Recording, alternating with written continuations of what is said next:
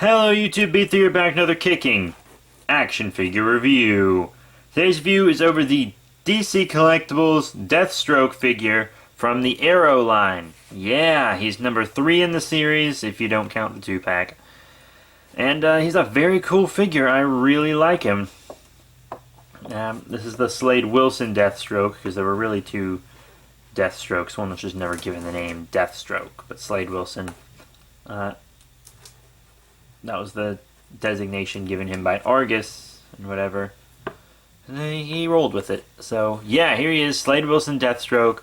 Very cool figure. I've been waiting for this for a while. I really love Arrow as a show. And Season 3 is not as good as Season 2 was, but I'm still, really enjoying it. Anyways, yeah, Deathstroke. Really cool. I have all his weapons equipped right now. First up, this is his bigger knife, and I believe it's the same sculpt as the knife the first Deathstroke had. It's pretty cool. You can't really hold it in this hand as much because it's harder to get it into his knife holding hand because the thumb is fused with the pointer finger here. So if it's easier in this hand, and it doesn't seem to have a sheath anywhere, which is too bad. He has a pistol right here, a little holster, slides right in.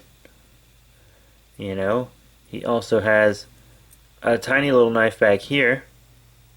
I'm gonna put it in a baggie or something because it looks like it's gonna fall apart, like fall right out of there or something. But it seems to be standing pretty well. And of course he has this katana right here, and it's hard to get in here. Hopefully I can get it back out. And here it is. It popped out all at once. Yeah, it's quite a tight fit. I actually have a friend who says there's a little bit of plastic stuck in his sheath and he can't even get his katana in. But, it doesn't seem to be that way for me. I can get it in and out, it's just a little difficult. I'm afraid of breaking the blade when I pull it out, actually. But it's a very nice little katana, actually. You can hold it. You can put it in this hand, but I'm afraid that I'll break it if I try to force it all the way through the hand, because it's a really tight hand right here. And if you check it out, it's got like a little gold band there on the blade. It might be a little hard to see because of the light, but it is there, like a little gold band, and it's gold in the little spaces here too. But a very nice silver blade. All in all, it's a nice accessory.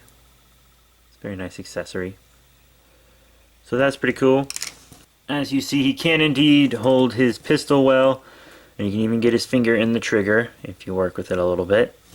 So that's very good. It's a very nice gun too, silver and black.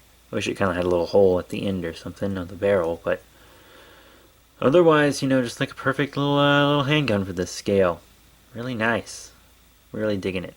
Deathstroke's little knife is probably what fits in this hand the best, but it's still not perfect. That's about as far as I can get it to go in. Otherwise, I'm like putting too much pressure on the blade, and I honestly feel like I'm going to break the weapons if I force them into this hand.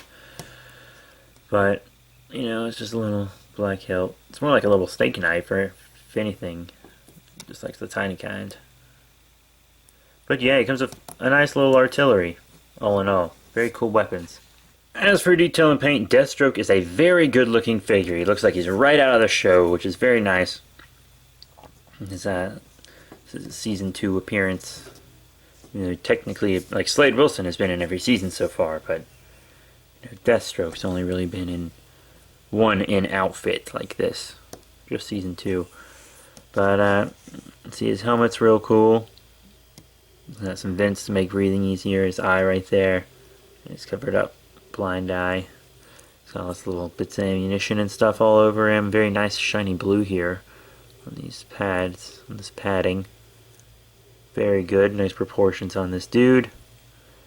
He's got, it looks like almost like the old, there's stuff he wore on the island and the other Deathstroke wore with like a bunch of stuff added to it. Kind of like he's still carrying island baggage with him and etc. He's got these little flaps. They're supposed to look like they connect to these, but they're disconnected so it doesn't hinder articulation. That's really nice. Got cool little orange clips and stuff all over him. They really tried to keep some of the comic color scheme going on, which I really appreciate. Detail on the bottom of the feet, along with peg holes. He just looks really nice, head to toe. Here's the back of the figure. Didn't skip out on the paint on the back, which is very nice. He's got this little gray tassel here. That's really nice. Just a little bit of plastic. You can move it all around. But yeah, that's pretty good.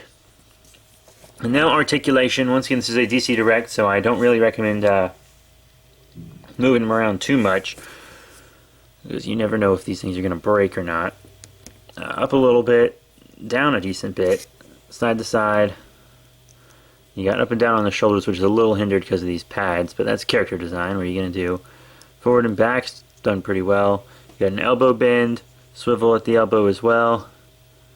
And you've got forward and back on the hands, so you can move them like that. Also rotation, which is very good. You have torso movement. It's a very clean joint.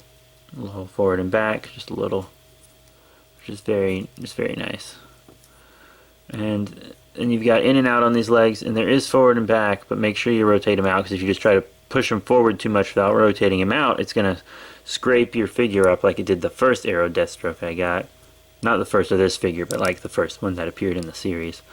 And then knee bend, double knee bend, really cool. Up and down on the foot, and an ankle pivot. So yeah, great articulation for a DC Direct. Fantastic. I love how they're giving lots of their figures this better articulation now, and that's really nice. So how about we get into that size comparison stuff now. Here's Deathstroke with some of Mattel's DC Universe Classics. Here on the left we have the Supergirl from the Supergirl vs. Lex Luthor 2-pack, and here on the right, Black Adam. Yeah, so obviously he's a little big for them. He doesn't quite scale up well with your DC Universe Classics, DC Legacy Collection, DC Unlimited stuff. But, you know, what are you going to do? Now here he's with some other Mattel figures. These are the Movie Masters scale, which I'm showing off because they're a bit of a different scale than DC Universe Classics and stuff. Sadly, they are actually smaller, so yeah, that's not really working out too well. As you can see here on the left, we have the Dark Knight Rises, John Blake, and here on the right, on the actual right, Jor-El from Man of Steel, and they are way too small for Deathstroke. Now here's the Arrow Deathstroke with some other DC Collectibles, DC Direct figures. Here on the left we have the Arrow figure, in the same show as Deathstroke here. And this is the Arrow from the 2-pack, who's really going to be mostly the same from the Season 2 Arrow.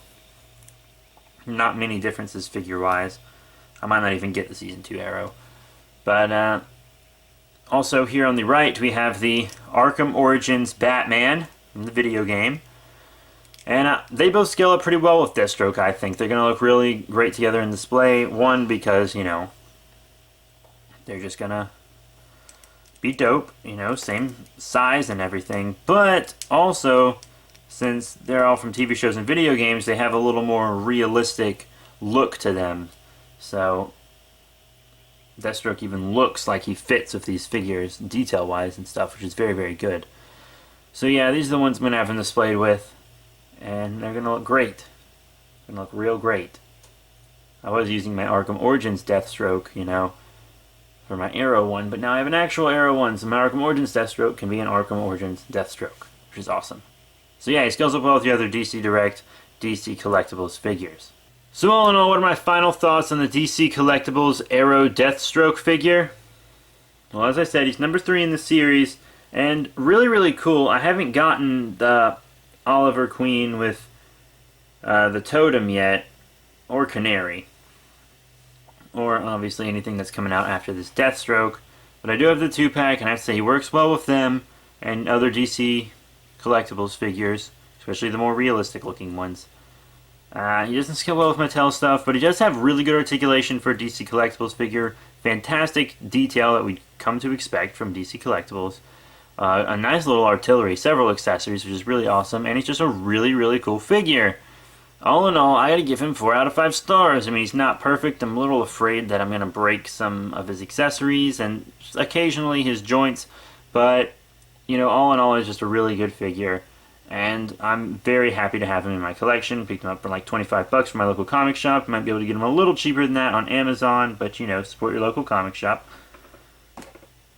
So yeah, that's it. Thank you all very much for your support, and I'll see you all later.